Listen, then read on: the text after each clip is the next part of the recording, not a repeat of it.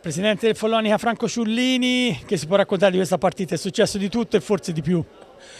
Diciamo a livello di spettacolo credo che la gente l'ha vista e c'era tanta gente che ringraziamo, i nostri tifosi che sono venuti a vederla, è stata veramente a cardiopalma. Abbiamo giocato con molta intensità questa partita, abbiamo commesso anche qualche errore, 9-8 è un risultato che dimostra che c'è stato qualche problema delle due difese, perché altrimenti non avrebbero questi risultati. Comunque noi avevamo l'assenza di Marco, che è stato, mi sembra, dare un plauso Mugnaini, il portiere. Marco Mugnaini, che l'assenza di Marco è importante, però abbiamo scoperto che abbiamo con Alessandro Bega un ragazzo in gamba, è un ragazzo che ha fatto la sua bella figura. Non è facile giocare in Serie A subito con squadre importanti come il Grosseto, che hanno tutta una serie di giocatori di altissima qualità, e pertanto il risultato ci premia.